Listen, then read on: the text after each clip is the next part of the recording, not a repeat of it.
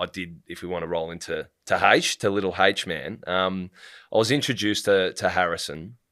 And this kid, for those that don't, so the backstory on it, mate, my grandmother, my Oma, Dutch heritage, she passed away from a condition called Scleroderma, which is an autoimmune disease. Yeah. And Oma was the most loving, just genuine, giving person that I'd ever met, just a genuine sweetheart.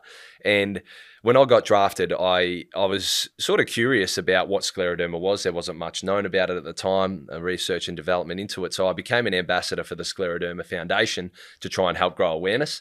And through the foundation, I got introduced to little Harrison Pennicott, H-Man, he's known as, and he was 5 years old at the time, the youngest in the world to be diagnosed with scleroderma. Is that right? And he's the only one in Australia with his type of scleroderma. So it's extremely rare. And just meeting this kid, like having so much love for others, excitement in his life, exuberance to give, and he'd spent countless hours at Royal Children's Hospital. He'd had fingers amputated. He'd had just numerous amount of treatments and operations, and he was like nearly like a guinea pig in terms of that. They had so many treatments going on to try and help this kid. Almost. Exactly. But he'd been through the ringer, but still had so much life about him. Yeah. And I was genuinely inspired. Like moments in your life where you go, man, this kid is a trooper. And over the next sort of 7 or 8 years, along with Kate, we formed a really strong relationship with him and his family. And then that sort of has led to naturally what I'm going full noise at post-footy now. So led to the idea or the concept of Haste the Label, being a clothing label. Harrison had always loved his drawings and artworks, and the idea being that his designs, his little drawings become the graphics on the kit. And he helps piece it all together. And then the proceeds of the sales of the kit go towards helping him tick off all his bucket list items that he wants to do in his life. Amazing. So it's been such a fun journey. It had started originally as a bit of a passion project just to see how it goes. And it got great support behind it. So we thought, why not? Let's just have a full dig and see where we can take this thing. There's also a scholarship attached to some of the researching. That's with the Scleroderma Foundation. Yeah, so H-Man's got his own PhD scholarship. That was founded through his mum, Lisa, who's an incredible person, and her network of friends as well. So little H is spreading his wings far, I tell you what. Yeah.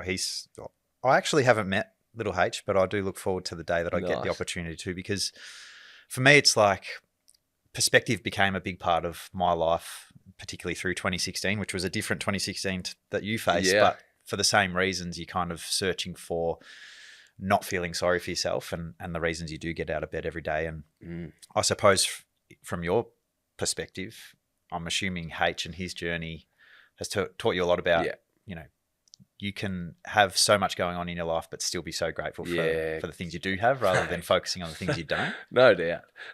Like it's like, and it really hit home. It was like you can say, we are so fortunate to be in the position we're in, but until you sort of meet someone like Harrison, it really hit home then. Yeah. Going, this kid, once I got to know him a bit, he rang me on a day just out of the blue. I think we were going through a bit of a time. We'd added 4 losses on the trot.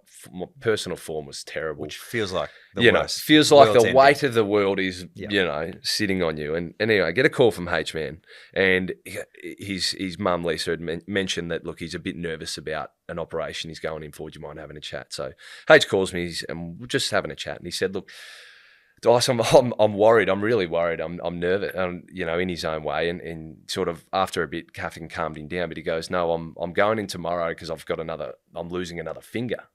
And all of a sudden, it's like, fuck. Like you go, are you kidding me? Like I'm sitting here stressed about, just playing a game of footy, and we're not winning, and I'm playing poorly, and all of a sudden, this kid's losing his 6th or 7th finger. Yeah. And this is the stuff that he has to front up with, and he's a little bit nervous about it. Yeah. And it's like, oh man, like it just whacked me in the face about like, stop carrying on. Yeah. Like honestly, and really have a look at the good things that are happening in your life. Yeah. And it was a big turning point at that moment where I was like get out of this. How rut. did you play the next week? You know, I'll probably dominate. No, I can't remember. But 30 plus. we'll say we did. Oh dear.